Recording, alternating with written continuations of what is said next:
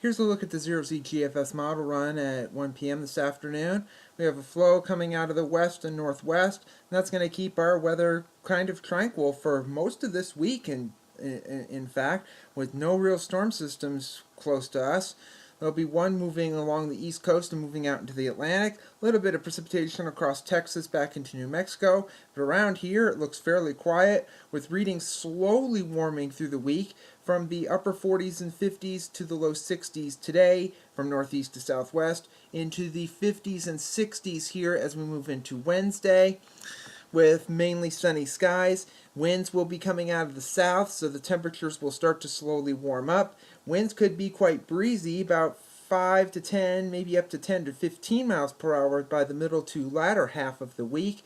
You can see a storm system is going to be approaching by the middle to the end of this week. This is Thursday and on Friday, but this high pressure off across the east is kind of pushing back westward due to an upper level low that's situated just off the east coast that's not going to be moving either. In fact, it's going to be retrograding southwest to between the Carolinas and Bermuda. That's going to push the high pressure further west. That's going to keep this system off to our west, further to our west, so everything is being blocked right now, at least according to GFS, and you can still see it's being blocked. There's the upper level low out in the western Atlantic, there's the high pressure over the Great Lakes into the mid-Atlantic, and there's a storm system over the plains, just continuously having showers and storms there. It finally tries to move in as we move in toward the weekend. Maybe the far western counties can get some precipitation. Otherwise, it's still going to remain dry at least through Saturday. Maybe Saturday night and into Sunday we'll get a little bit of precipitation, but here, as we move toward Monday and Tuesday of next week, you can see the storm finally gets a bit moved. It starts to kick out, and with that, it then starts to bring more systems. One piece moves off, and we look into next week here on Wednesday of next week. You can see another system is going to be approaching, and it's going to pretty much start to open up. You can see here on next Thursday, one system is moving through at this point. That's the system you saw in the last one. Another is coming into the west coast.